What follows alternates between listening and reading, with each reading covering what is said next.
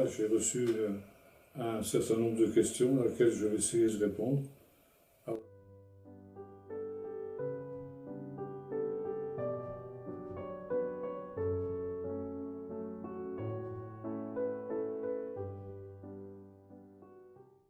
Bien sûr, c'est deux versets qui semblent opposés. Et on privilégie bien sûr toujours le premier verset parce que, bien sûr, on voudrait que les choses puissent encore durer un temps. Et c'est tout à fait typique dans le christianisme moderne. On n'a pas envie que Jésus revienne trop vite. On est tellement bien ici sur la terre, comme disait un pasteur, on est tellement bien installé à Sodome qu'on n'a pas envie d'en sortir. Et alors, on utilise souvent ce verset pour dire qu'on n'est pas encore à la veille du retour de Jésus. Il faut savoir que ce verset a été dit dans un contexte différent de l'autre. Il y a des temps qui sont favorables, où les gens sont ouverts à l'Évangile, et à ce moment-là, effectivement, eh bien, Dieu prolonge le temps de grâce.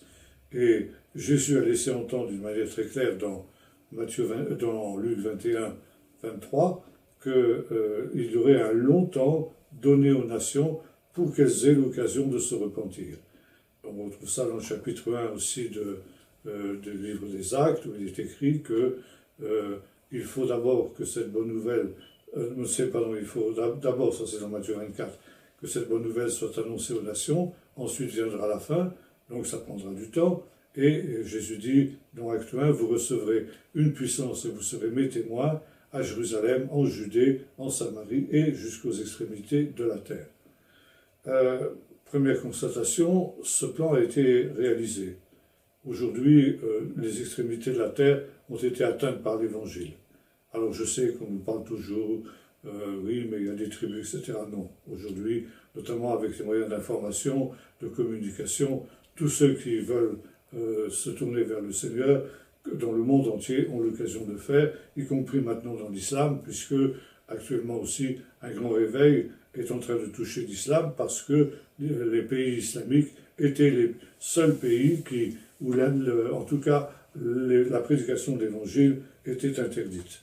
Donc ce point-là, on ne peut plus l'invoquer pour dire on a encore du temps devant nous. Et donc ici, Dieu use de patience parce qu'il ne veut pas la mort du pécheur, mais qu'il se repente et qu'il vive, et pour ce faire, il lui donne du temps pour se repentir. Mais il y a deux limites à la patience de Dieu. La première, c'est lorsqu'il est évident que les méchants ne veulent pas se repentir. Et aujourd'hui, on constate de plus en plus qu'il y a une opposition de plus en plus grande à l'Évangile, pas tant comme c'était le cas dans les premiers siècles, par des violences, des persécutions et des choses semblables, mais tout simplement par le rejet, le mépris de l'Évangile. C'est quelque chose de complètement dépassé. La science a démontré que Dieu n'existait pas, et ça c'est finalement ce que pense la majorité en tout cas en Occident, la majorité des gens, et dans le monde entier, grâce maintenant aussi à Internet, c'est aussi quelque chose qui est en train de se répandre. En Chine, n'en parlons pas, le monde entier là-bas est convaincu que les choses sont ainsi, donc prêcher l'Évangile devient de plus en plus difficile. Et qu'on ne vienne pas me parler de grand réveil ou de choses comme ça, parce que, au contraire, c'est la grande apostasie qui est en train de se manifester, y compris au sein de l'Église. Et c'est justement là qu'est le danger. Et la deuxième limite à la patience de Dieu, c'est lorsque les élus eux-mêmes risquent de chanceler et de défaillir. Et nous sommes exactement à ce stade, et la grande apostasie à laquelle nous assistons aujourd'hui dans le monde entier, où les églises adorent le veau d'or, parce que c'est maintenant la conviction à laquelle je suis arrivé, nous ne sommes plus dans le christianisme, nous sommes dans un pagano-christianisme qui a été mélangé avec le paganisme ambiant dans lequel tout le monde baigne, et on en a fait une synthèse avec l'Évangile, comme Aaron avait fait une synthèse entre le monothéisme qui venait d'être révélé sur le Sinaï, et puis le paganisme égyptien d'où il sortait. Et le résultat, ça a été le veau d'or, et ça a été le culte du veau d'or. Alors aujourd'hui, on est en train de retourner exactement à la même situation. Et de fait, comme le dit le deuxième verset, si ces jours n'étaient abrégés, personne ne serait sauvé, parce que les pressions du monde sont telles que cela dépasse, résister à ces puissances de séduction dépasse les capacités des hommes. Et comme le disait mon ami le docteur Dickès, avec maintenant aussi les manipulations génétiques, le transhumanisme et tout ce qui est en train de se mettre en branle, c'est une véritable un désastre qui est en train de se préparer. Et l'idée que ce sera forcément meilleur, nous allons vers un monde meilleur grâce à la technologie, c'est un des mensonges suprêmes de l'adversaire. Et au contraire, comme disait le docteur Dickès, nous ne savons pas ce que cela va provoquer comme effet secondaire. Parce que c'est un des propres de la technologie, c'est que la technologie provoque toujours des effets néfastes qu'on n'avait pas prévus au départ. Et alors, pour faire face à ces effets néfastes, on emploie d'autres techniques qui, elles, à leur tour aussi, créent des effets néfastes qu'on n'avait pas prévus. Et là, c'est les manipulations génétiques, notamment le bidouillage des génomes, va provoquer des conséquences totalement imprévues. Et on peut imaginer des bactéries, par exemple, qui seront, qu'on n'avait pas, qui vont naître et qui vont propager des maladies nouvelles dont on n'aura pas le contrôle. Et lui estimait qu'il n'y aurait pas, dans 3 générations, il n'y aurait plus d'humanité. Alors, bon, beaucoup de gens ne veulent pas voir ça en face, mais au contraire, ce sont des bonnes nouvelles, parce que justement, pour les justes, le Seigneur revient. Et le jugement des méchants, pour la Bible, sera la délivrance des justes. Et déjà, nos frères de l'Église primitive priaient dans ce sens-là, Seigneur, périsse ce monde et vienne ton royaume. Voilà.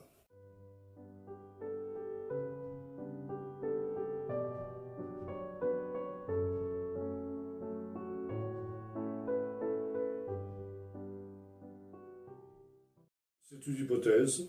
Jusque maintenant, cette hypothèse n'a pas été confirmée par les faits. Les points communs entre les Tziganes et Israël sont trop ténus pour qu'on puisse conclure positivement dans ce sens-là, sans qu'on puisse entièrement rejeter non plus cette hypothèse.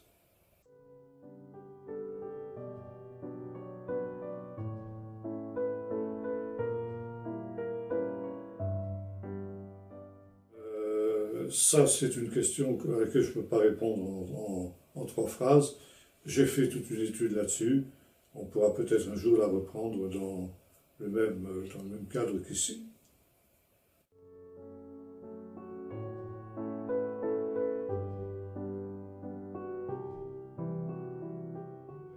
Comment faire fructifier ses talents? C'est une vaste question, par tous les moyens qui sont à notre disposition, en mettant ses talents au service de Dieu et au service des autres. Si nous avons reçu des choses, eh bien, il faut les employer.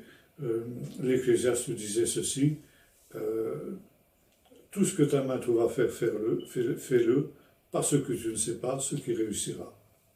Par conséquent, ça c'est une ligne de conduite. Si nous entreprenons quelque chose où nous avons du succès, eh bien, nous pouvons dire, c'est de Dieu, et il faut continuer. Si ça ne réussit pas, ben c'est que c'est pas tout à fait ce qui nous est demandé. Alors, ben, ma foi, il faut essayer de trouver autre chose.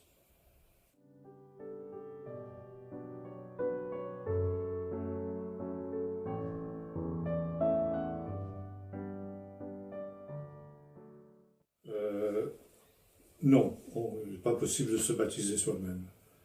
Et il faut savoir que le baptême chrétien est directement issu des baptêmes juifs.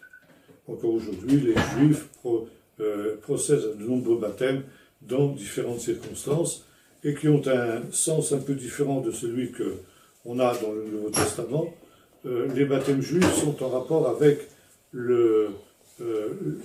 l'impureté rituelle, c'est-à-dire des situations, des contacts qui font qu'on est impropre à s'approcher du Seigneur notamment dans le cadre de son temple, de son sanctuaire.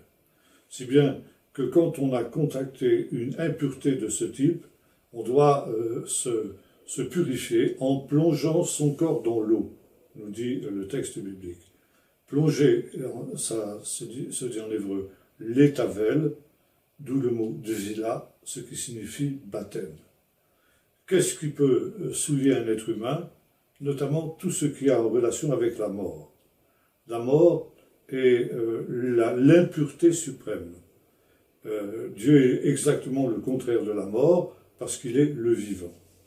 Et avoir contact avec un mort, ou avec même toucher par inadvertance le cadavre d'une bête morte, ou bien un tombeau caché auquel on n'a pas fait attention, ça vous rend impur.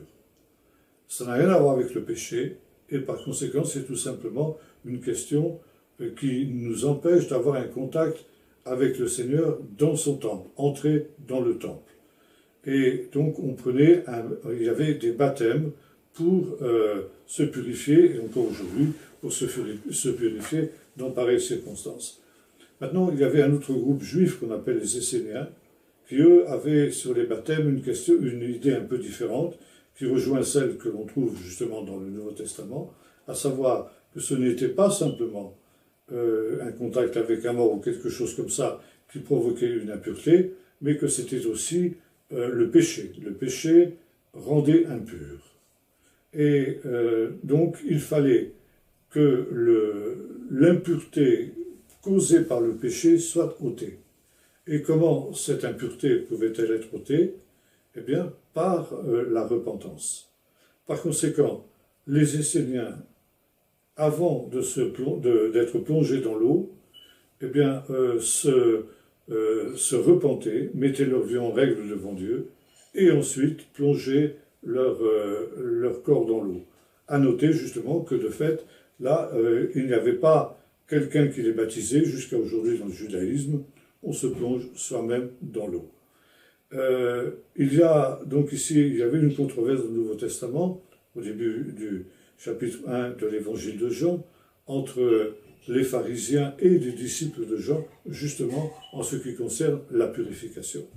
Et les disciples de Jean, comme les Esséniens, affirmaient que ce n'est pas simplement une impureté rituelle qui rend impur, mais c'est aussi le péché.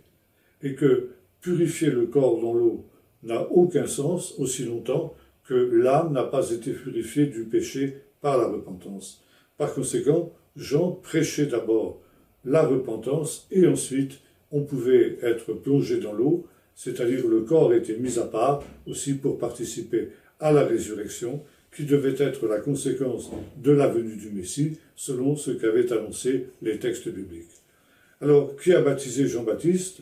Eh bien, lui, vraisemblablement, s'est baptisé lui-même.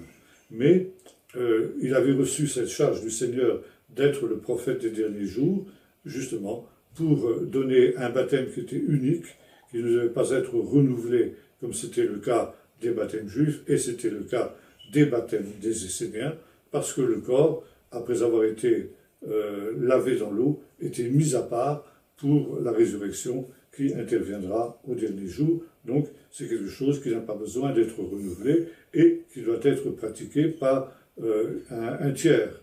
Et Jésus, qui va reprendre cette coutume de Jean-Baptiste, demande à ses disciples de baptiser ceux qui auraient cru en lui.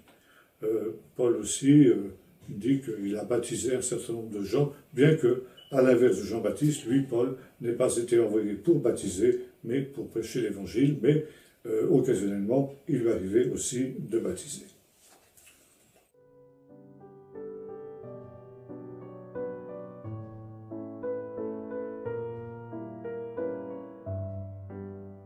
Il n'y a pas de texte biblique qui réponde à ce genre de questions.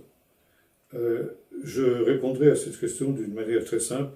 Ce que mon professeur du Nouveau Testament à Jérusalem disait, Jésus a toujours été opposé à une eschatologie, c'est-à-dire à une science des choses dernières trop précise. Et quand on lui a posé des questions trop pointues à ce sujet-là, il a toujours éludé en ramenant à ce qui était pour lui l'essentiel, soyez prêts en tout temps, puisque vous ne connaissez ni jour ni l'heure.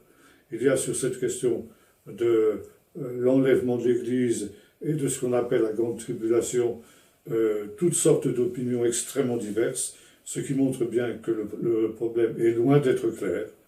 Et ce faisant donc, si c'était clair, tout le monde serait d'accord. Le fait qu'il y ait tant d'écoles de pensée montre que ce n'est pas clair du tout, et c'est voulu par le Seigneur. Jésus, encore une fois, n'a pas voulu nous donner des détails à ce sujet-là. Maintenant, nous sommes dans des tribulations, et c'est pas beaucoup de tribulations qu'il faut entrer dans le royaume de Dieu. Les choses en s'intensifiant au fur et à mesure que le Seigneur revient, et par conséquent, c'est une question à laquelle il vaut mieux ne pas essayer de répondre, parce qu'il n'y a pas de réponse. Ce sera une réponse qui sera donnée seulement lorsque le Seigneur lui-même viendra.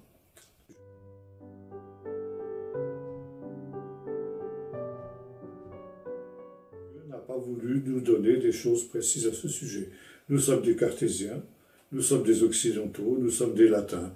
Nous voulons tout comprendre, nous voulons tout mettre en équation, et nous sommes animés d'une curiosité qui est tout à fait naturelle. Les apôtres aussi ont posé à Jésus le même type de questions, et Jésus a toujours refusé, comme je disais tout à l'heure, de répondre d'une manière trop précise, parce que, comme le disaient des frères grecs, il y a des mystères, notamment des mystères en ce qui concerne l'eschatologie, les choses dernières, et il faut accepter de respecter les secrets de Dieu.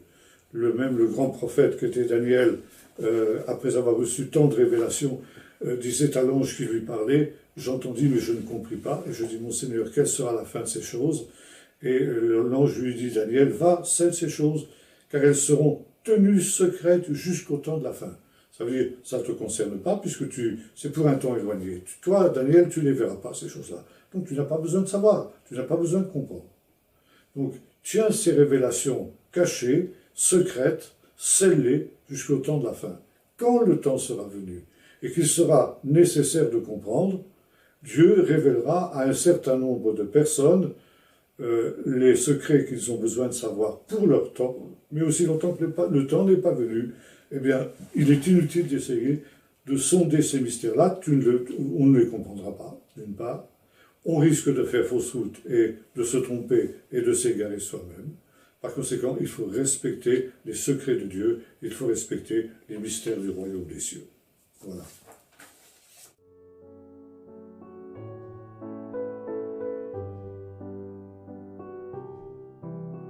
C'est repousser pour mieux sauter.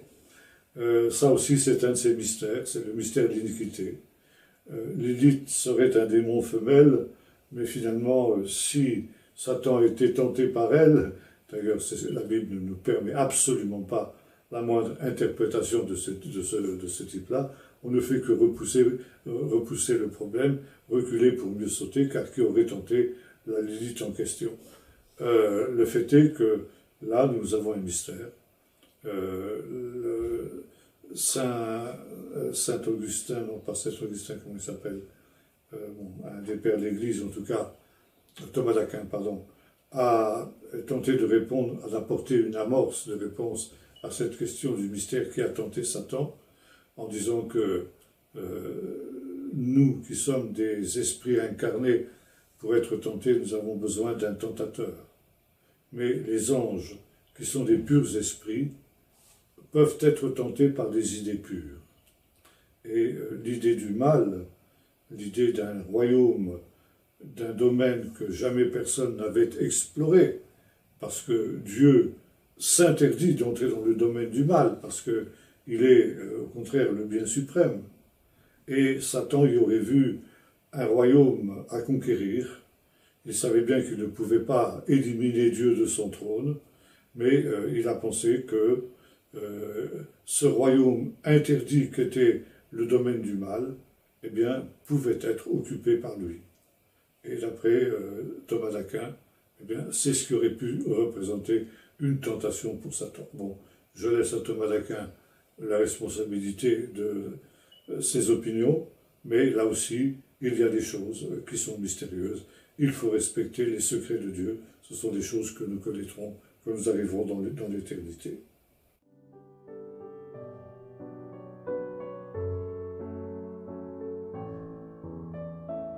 un avis très défavorable, très négatif en ce qui me concerne, pour deux raisons. Parce que le principe de ces nouvelles traductions, c'est de ce qu'on appelle l'équivalence dynamique, ça veut dire de traduire non plus les paroles, mais les idées. Et ça, c'est extrêmement négatif, parce que traduire des idées, ça laisse la porte ouverte à l'imagination la plus débridée des traducteurs. Et là, je relève personnellement, quand il m'arrive de lire, rarement d'ailleurs, ces nouvelles traductions, un tas d'inepties qui sont totalement à côté de la plaque. Et évidemment, le problème de ces traductions, elles ont du succès parce qu'on a l'impression qu'on comprend mieux. Il y a effectivement dans la Bible des passages très obscurs, très difficiles à comprendre d'ailleurs. Pierre le dit lui-même en ce qui concerne par exemple les écrits de Paul. Et quelquefois les traducteurs, et j'en suis, ont des grandes difficultés à traduire ces textes-là. Alors on les traduit en général d'une manière approximative, on traduit littéralement, en étant bien conscient que la traduction littérale ne veut pas dire grand-chose. Alors les traductions modernes ont cet avantage qu'elles ne laissent pas le lecteur sur sa faim à ce niveau-là, puisqu'on apporte une solution. Je vais prendre un exemple. Dans le psaume 68, il est question, il y a un texte difficile à traduire qui est celui-ci, « Le Seigneur dit une parole et les messagères de bonnes nouvelles sont une grande armée ». Qu'est-ce que ça veut dire? Ça, c'est la traduction littérale. Et les traductions modernes ont traduit de la manière suivante, le Seigneur a dit une parole et les femmes qui prêchent l'évangile sont une grande armée. Alors moi je bondis quand je lis des choses comme ça. Un, parce qu'il n'est pas question de femmes, et deuxièmement parce qu'il n'est pas question d'évangile, pour une bonne et simple raison, c'est qu'à l'époque où le psaume a été écrit, l'évangile n'existait pas. Il n'est pas question de femmes, ce sont les paroles que Dieu prononce qui sont des messagères de bonnes nouvelles qui vont jusqu'aux extrémités de la terre.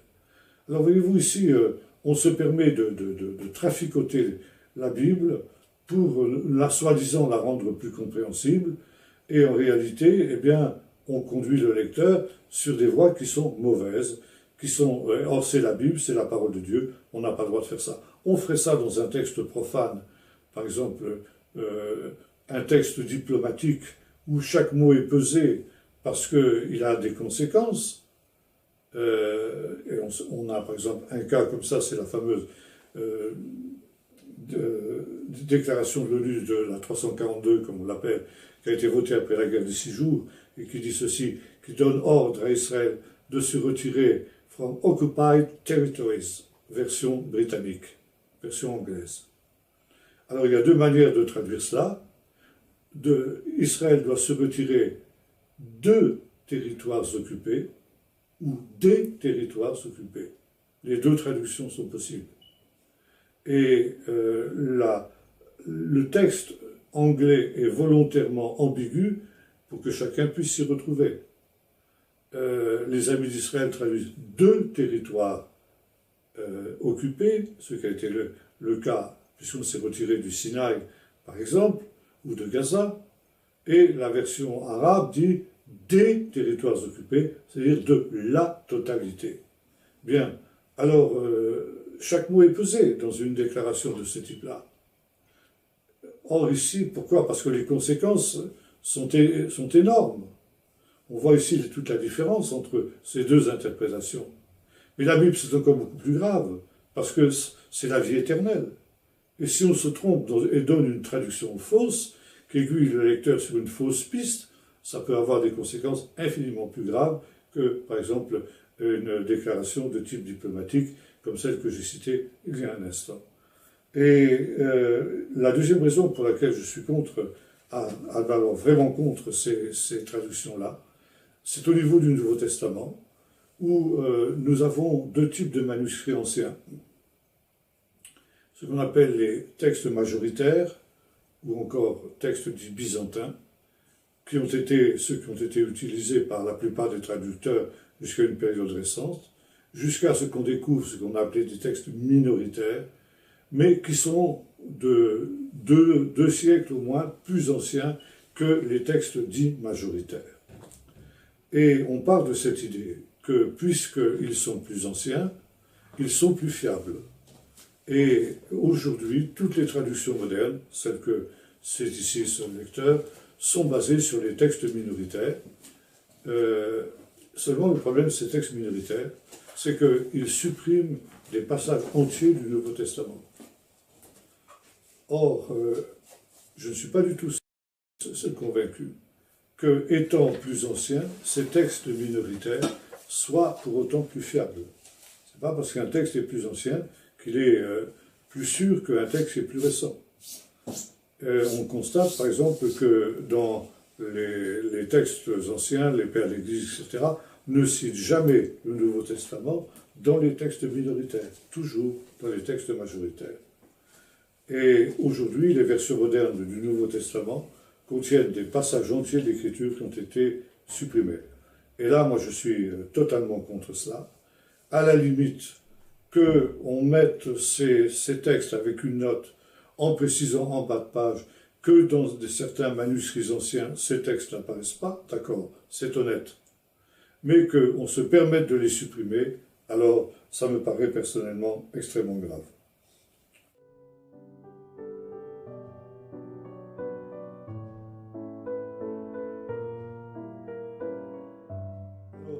Le problème, c'est que le problème est double. Premièrement, c'est qu'il faut comprendre le contexte de cette expression de Jésus, 3 jours et 3 nuits. C'est non seulement tiré de l'histoire de Jonas, mais tiré aussi d'un texte d'Osée, qui dit ceci: « Venez, retournons à l'Éternel, car il nous a frappés, mais il nous guérira. Le troisième jour, il nous rendra la vie. » Et l'interprétation des rabbins, parce que ça, il faut s'y référer, et c'est une des raisons pour lesquelles on a du mal à comprendre ce texte, est le suivant. Dieu ne laisse pas souffrir le juste plus de 3 jours. Et le troisième jour est toujours le jour de la délivrance. Alors, évidemment, il ne faut pas prendre ça au pied de la lettre, parce que ce n'est pas le but du prophète. Le troisième jour, ça veut dire tout simplement, au-delà, ce qu'on disait tout à l'heure, de ce que le juste peut supporter. Paul nous dit quelque chose comme ça dans la 1 Corinthiens chapitre 10, il dit Dieu ne permettra pas que vous soyez éprouvés au-delà de vos forces, mais avec l'épreuve, il préparera aussi le moyen d'en sortir. Et quand le juste arrive au bout de sa capacité de résistance, où il n'en peut plus, Dieu intervient et c'est le troisième jour de la délivrance. Mais ça peut durer évidemment des jours, ça peut durer des mois, des semaines, des années, des dizaines d'années. Ça n'est pas il n'y a pas d'indication chronologique à ce niveau-là. Et ce texte, justement, d'Osée a été utilisé dans des écrits de l'époque de Jésus, des écrits juifs de l'époque de Jésus, en relation justement avec la résurrection du Messie. Le troisième jour sera celui de la résurrection du Messie, parce qu'il est question, le troisième jour, il nous rendra la vie. Donc ici, il ne faut pas chercher une chronologie, mais il faut retrouver aussi toute la théologie du troisième jour qu'on trouve dans les écrits rabbiniques. Par exemple, il nous est dit que Joseph a fait enfermer ses frères quand ils sont arrivés en Égypte, la deuxième fois pendant 3 jours, et le troisième jour, il les a libérés en disant « Ne craignez rien, moi aussi, je crains Dieu ». Il y a différents textes où il est question d'une intervention de Dieu et d'une délivrance le troisième jour. Le troisième jour est en effet le jour de la délivrance et du salut. Par conséquent, encore une fois, il ne faut pas chercher là une chronologie très précise, mais tout simplement cette certitude, cette promesse que Dieu délivre le juste, et en particulier le juste par excellence, c'est-à-dire le Messie, du domaine de la mort le troisième jour. Maintenant, si l'on veut néanmoins rester collé au texte, il faut aussi savoir que dans le judaïsme de l'époque de Jésus, on ne comptait pas le temps comme nous le faisons. Par exemple, si, prenons l'exemple des chronologies des rois d'Israël et des rois de Juda, et essayer de faire un synchronisme entre ces deux chronologies n'est pas évident, Pourquoi? Justement parce qu'on n'a pas l'habitude de compter le temps en hébreu, à l'époque de Jésus, à l'époque de la Bible en tout cas, exactement comme on le fait aujourd'hui. Et prenons par exemple l'exemple d'un roi qui commencerait à régner, disons, le 25 décembre, Noël. Bon. Il ne viendrait à l'idée de personne aujourd'hui de considérer que l'année 2019 de l'avènement de ce roi compte pour une année pleine. Ça compte au contraire pour une année qui ne vaut pas. On fait partie le règne de ce roi de 2020. Dans la culture juive, eh bien, même si le roi n'a commencé à régner que le 31 décembre 2019, ça lui est compté comme une année entière. Même chose pour les jours et pour les heures. Si un événement a lieu, disons, à minuit moins 5, c'est compté comme une journée entière de 24 heures. C'est la raison pour laquelle on peut aussi ici considérer qu'il y a fait effectivement 3 jours. Vendredi compte pour un jour, samedi pour un jour et dimanche pour un jour. Ça joue pour les jours, ça ne joue pas pour les nuits. Parce que là, il n'y aura pas 3 nuits. Mais encore une fois, là, il ne faut pas chercher quelque chose de trop concret, de trop précis. Encore une fois, ici, nous sommes dans une image, dans une allégorie. Donc, 3 jours et 3 nuits, c'est le temps de l'épreuve du juste. Et le 3e jour est le jour de la délivrance, comme ça a été le jour de la délivrance, effectivement, pour le prophète Jonas.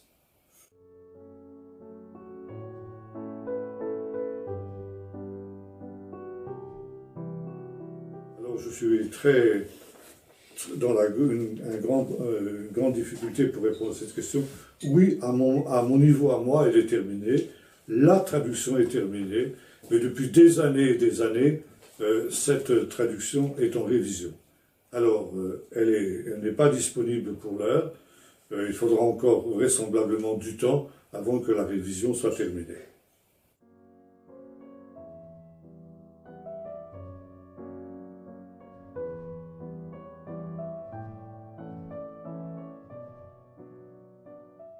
Il faut savoir que, comme nous disions tout à l'heure, l'Évangile est allé jusqu'aux extrémités de la terre.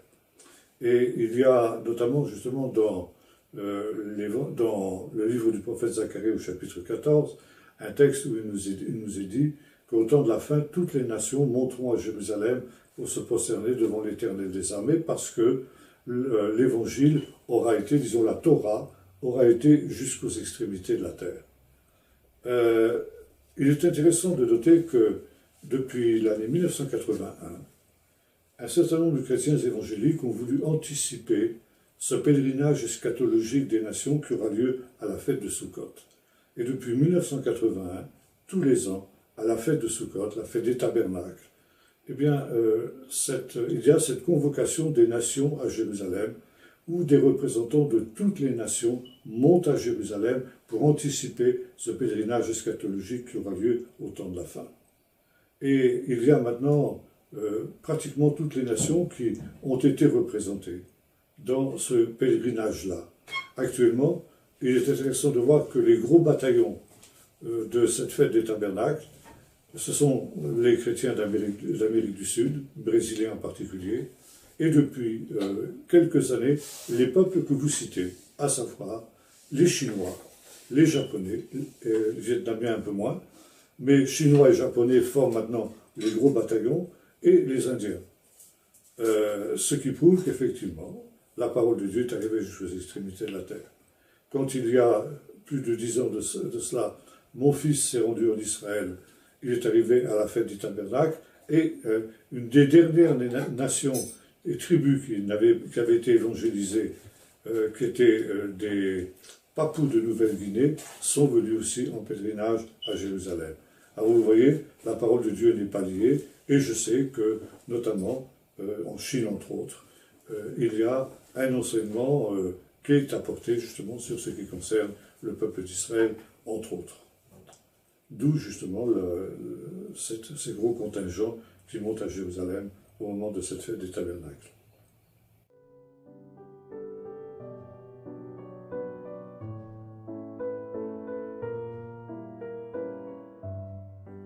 Vous avez parfaitement raison, il existe encore des apôtres aujourd'hui. Et dans le chapitre 4 de l'Épître aux Éphésiens, dans la description de la structure de l'Église, Paul nous dit que, étant monté en haut, il a emmené les captifs, il a fait des dons aux hommes, c'est tiré du psaume 68, et donc Paul l'interprète selon un procédé qu'on appelle le pécher en hébreu, en disant ceci, et celui qui est monté, donc Jésus qui est remonté au ciel, c'est le même qui est descendu dans les profondeurs de la terre, et étant remonté au ciel, il a fait aux hommes des dons, à savoir, il a donné les uns comme apôtres, les autres comme prophètes, les autres comme évangélistes, les autres comme pasteurs et docteurs. Ce qui veut dire que la structure de l'Église, au sommet de sa structure, il y a ces 5 ministères. Dans un ordre hiérarchique, d'abord les apôtres, ensuite les prophètes et ensuite les autres. Par conséquent, il est certain que là, c'est des choses qui existent encore aujourd'hui. Et par exemple, des missionnaires qui ont défriché des champs missionnaires au moment de la grande épopée missionnaire qui a commencé au XIXe siècle avec William Carey, Livingstone, Hudson Taylor, Adoniram Judson et tant d'autres, ces grands noms de la mission chrétienne, donc au moment de la grande expansion missionnaire, étaient effectivement des apôtres. Un homme comme le pasteur Le Cossec, qui a créé le mouvement tzigane, était l'apôtre des tziganes.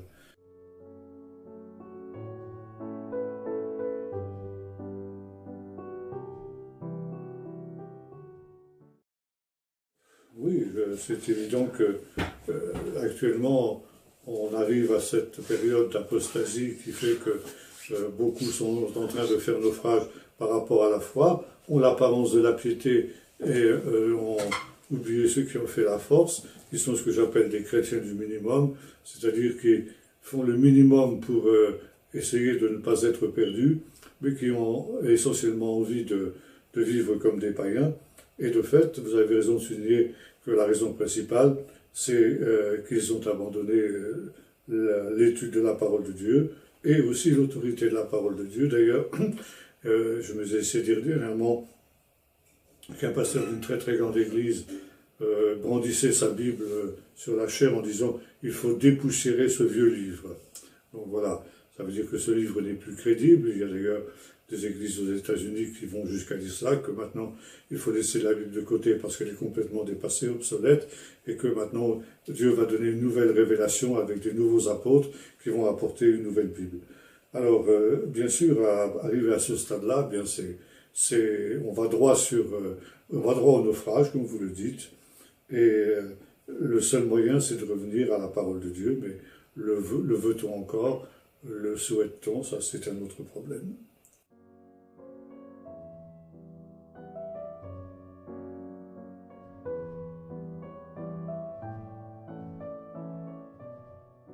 Les 10 plaies d'Égypte étaient 10 épreuves que Dieu a infligées au Pharaon pour essayer de briser son obstination, et en même temps pour montrer ce qu'il en coûtait pour toutes les générations futures en s'opposant à Dieu comme l'avait fait le Pharaon.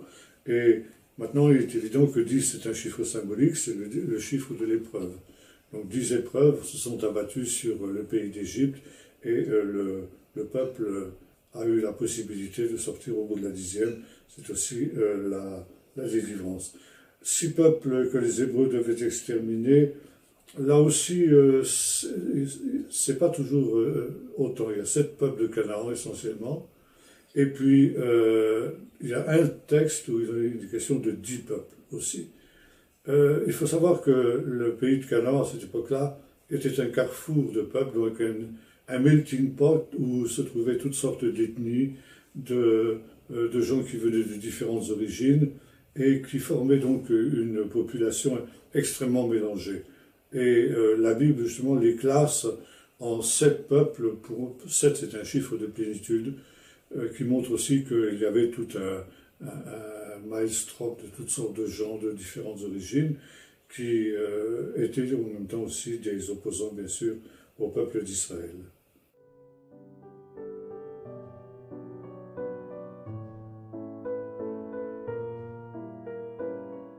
Alors, je pense que le problème, c'était que, comme le dit l'Évangile, à cette époque-là, les frères de Jésus ne croyaient pas encore en lui. Et il est évident que dans la grande épreuve qu'elle traversait, Marie avait besoin d'être soutenue par quelqu'un qui pouvait la comprendre. Ses autres enfants n'étaient pas encore capables de le faire. Je ne pense pas que Marie soit restée avec Jean ensuite tout le reste de sa vie, comme on le dit généralement, et notamment qu'elle l'ait suivi à Éphèse, où une tradition donc montre son tombeau. C'était à mon avis temporaire pendant le temps où donc Marie traversait cette épreuve jusqu'à la résurrection, et notamment on la retrouve après aussi dans le chapitre 1er du livre des Actes avec les 120 dans la chambre haute.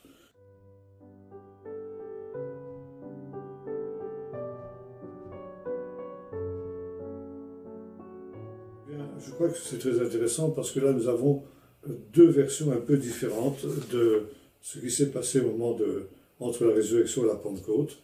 Et en effet, l'évangile de Jean nous dit que Jésus est apparu le soir de Pâques au milieu de ses disciples au Cénacle, alors que toutes les portes étaient fermées, et qu'il a soufflé sur eux en disant « Recevez le Saint-Esprit ». Dans les autres évangiles, surtout chez Luc, Jésus leur dit « Attendez à Jérusalem jusqu'à ce que vous soyez revêtus de la puissance d'en haut ». Donc il semblerait qu'il y ait une contradiction entre les deux évangiles. En fait, il n'en est rien, en ce sens qu'il faut distinguer deux opérations différentes du Saint-Esprit, la plénitude du Saint-Esprit et le baptême dans le Saint-Esprit. La plénitude du Saint-Esprit, c'est quelque chose que tout croyant reçoit au moment de sa conversion, parce qu'il naît de l'Esprit de Dieu. Et Paul dira que si quelqu'un n'a pas l'Esprit, il ne lui appartient pas. Et ce qui s'est passé le soir de Pâques, selon Jean, c'est que Jésus a refait ce jour-là le geste que Dieu avait fait au commencement, quand il avait soufflé dans les narines d'Adam un esprit de vie, ou on peut traduire aussi un souffle de vie. Et le soir, donc, Jésus, qui avait reçu tout pouvoir après sa résurrection, a en quelque sorte donné à ses disciples un esprit de régénération. Ça veut dire qu'il leur a communiqué une vie nouvelle. Pour reprendre notre langage évangélique, ce soir-là, les apôtres ont été les premiers qui sont nés de nouveau, nés de l'Esprit de Dieu. Et en même temps, et ça, c'est lui qui complète ça, Jésus leur a dit, maintenant que vous êtes remplis du Saint-Esprit, attendez jusqu'à ce que vous soyez baptisés dans le Saint-Esprit, et dans quelques jours, vous serez baptisés dans le Saint-Esprit pour avoir la puissance de prêcher l'Évangile jusqu'aux extrémités de la terre. Ainsi, ces deux textes ne se contredisent pas, mais ils se complètent.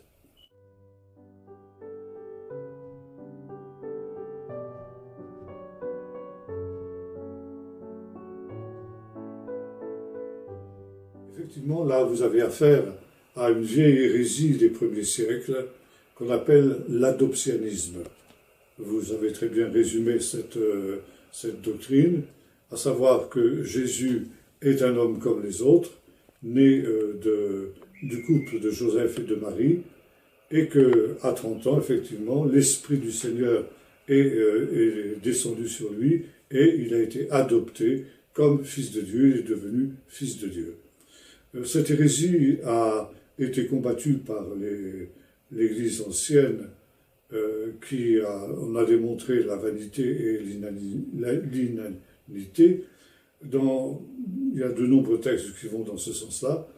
Et il est dommage justement qu'on retrouve ça et là dans les églises évangéliques ce genre d'hérésie qui réapparaît, comme beaucoup d'hérésies qui concernent la christologie. Il faut savoir que pendant les 5 premiers siècles de l'Église, l'histoire de l'Église, un des thèmes essentiels de la réflexion théologique de l'Église a été justement qui est Jésus? Quelle est l'identité de Jésus?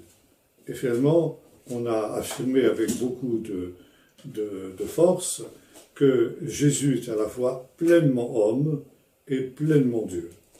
Donc les deux natures, divine et humaine, qui sont donc quelque chose qui est inhérent à sa personne et qui n'ont rien à voir avec une adoption quelle qu'elle soit. Et il est intéressant que toutes les hérésies, en ce qui concerne la Christologie, ont été faites pendant ces premiers siècles de l'histoire de l'Église. Et aujourd'hui, donc, plus personne, dans les églises historiques, ne remet en question la Christologie. La Christologie, c'est quelque chose sur lequel toutes les églises sont d'accord. Il y a juste une petite différence entre ce qu'on appelle les églises non chalcédoniennes, c'est-à-dire certaines églises orientales et les autres églises, mais à mon sens, ça ne touche pas grand-chose. Et donc, le problème, c'est que pour les églises évangéliques, on ignore l'histoire. Et on considère, grosso modo, c'est un peu caricatural ce que je vais dire, on considère que depuis la mort des apôtres, l'Église a cessé d'exister. Elle a été remplacée par le catholicisme.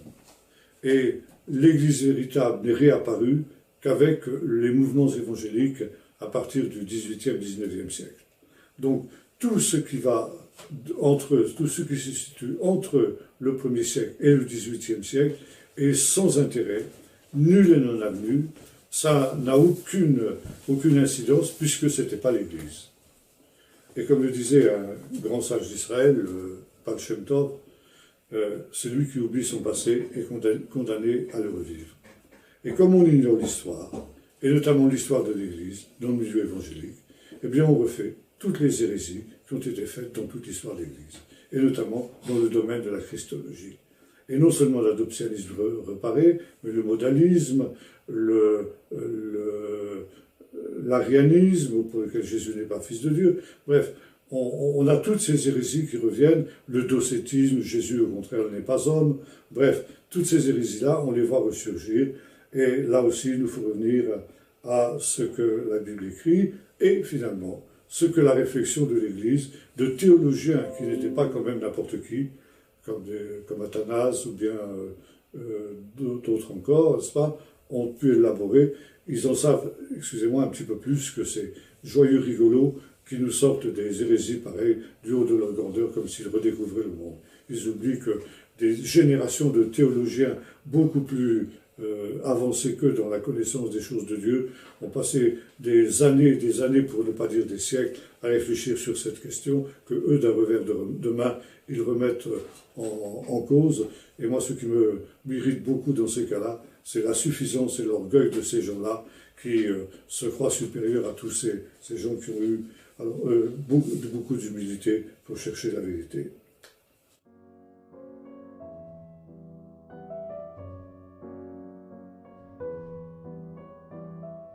De fait, les peines éternelles, c'est aussi un thème sur lequel on s'arrête peu aujourd'hui, parce que une autre hérésie, l'universalisme, est en train de gagner insidieusement la plupart de nos églises. Et l'universalisme professe que Dieu est tellement bon que finalement tout le monde sera sauvé. Et en tout cas, on le sera à peu de frais. Il suffit de prendre une petite décision pour le Seigneur et finalement tout ira bien. Et on n'entend pratiquement plus jamais aujourd'hui dans les églises prêcher sur les peines éternelles, sur l'enfer. Ça serait mal vu, ça serait mal pris, parce que ça serait culpabiliser les gens. Et oublier que Dieu est amour et que nous n'avons pas à juger. Voilà les arguments que l'on emploie dans ce domaine-là. Comment un Dieu d'amour peut-il condamner à des peines éternelles des gens qui, après tout, étaient peut-être plus des braves gens qu'on ne peut le penser? Eh bien, là aussi, c'est ne pas prendre en considération un autre aspect de la personne divine, car s'il est vrai que Dieu est amour, il est aussi sainteté et justice. Et Dieu ne tient pas le coupable pour innocent, comme le dit le Décalogue. Et l'homme est irrémédiablement perdu à moins qu'il se tourne vers Jésus et qu'il ne se repente, qu'il vive une vie entièrement nouvelle. Et s'il n'y a pas justement cette vie nouvelle, alors on peut s'interroger aussi sur le salut de cette personne. Et de très très nombreux textes bibliques mettent en garde justement contre cette terrible réalité de ce que l'Apocalypse, comme vous le citez, appelle la seconde mort, c'est-à-dire la séparation définitive avec Dieu, qui est comparée à des souffrances d'un feu dévorant, n'est-ce pas, parce que, effectivement, c'est quelque chose qui sera difficilement supportable. Or, aussi, il est à noter qu'un certain nombre de gens qui ont fait ces expériences, on appelle la vie après la vie, c'est-à-dire des expériences on appelle ça, EMI, en médecine, expérience de la mort imminente, certains ont connu justement ce que la Bible appelle l'enfer. Et ils n'ont pas envie d'y retourner, et ils mettent en garde justement contre cette réalité, comme si finalement ce que le mauvais riche demandait à Jésus, alors que lui était justement dans ce lieu de tourment, envoie Lazare pour qu'il avertisse mes frères, eh bien le Seigneur le permettait aujourd'hui, tant est grande l'incrédulité qui nous entoure, et aussi pour nous apprendre à ne pas négliger ces choses terribles qui sont promises à ceux qui ne marchent pas véritablement avec Dieu.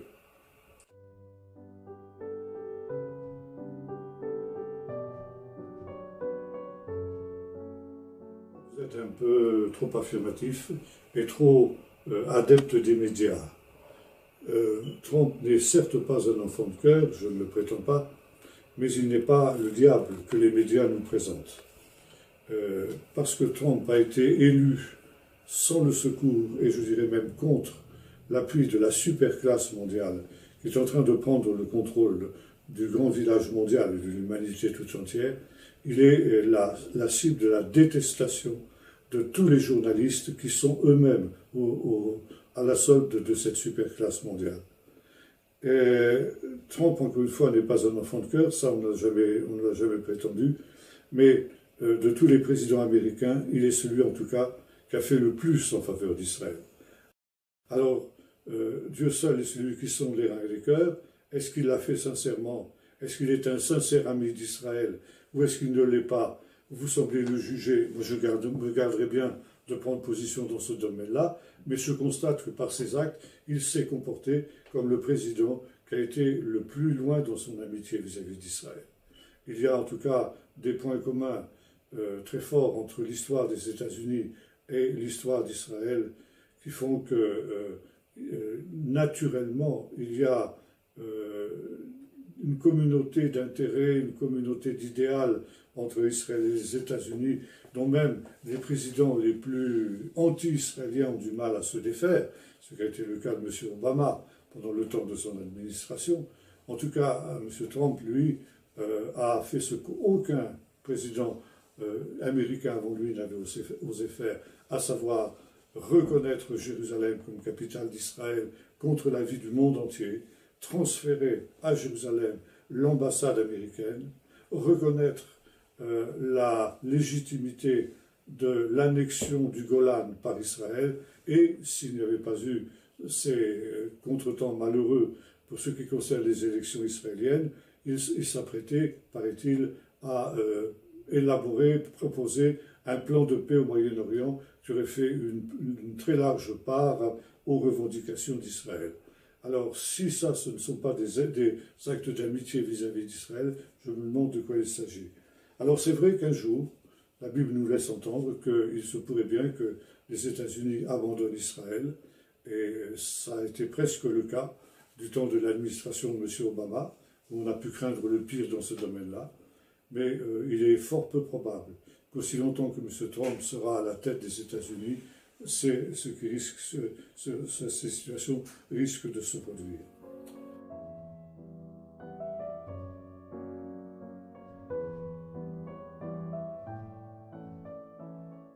Vous faites allusion à mon professeur de Nouveau Testament, le professeur David Flusser. Là aussi, je vous renverrai à ce que j'ai dit tout à l'heure pour le correspondant précédent. Dieu seul sont les reins et les cœurs. En tout cas, ce que je ne sais pas exactement ce qu'étaient les pensées profondes du professeur Flousser en ce qui concerne Jésus, même s'il m'a fait quelques confidences à ce sujet que, par respect pour sa mémoire, je me garderai bien de dévoiler, mais ce qu'il enseignait, c'était quelque chose qui était parfaitement conforme à l'enseignement biblique, il n'y avait rien à dire, et il le faisait avec une sympathie manifeste, et pour Jésus et pour le Nouveau Testament. Pourquoi, justement, Dieu n'utiliserait-il pas des instruments qui ne sont pas exactement ceux que nous souhaitons pour faire son œuvre? Dieu a utilisé l'ânesse de Balaam pour lui parler, il peut utiliser bien d'autres animaux aussi de ce type-là.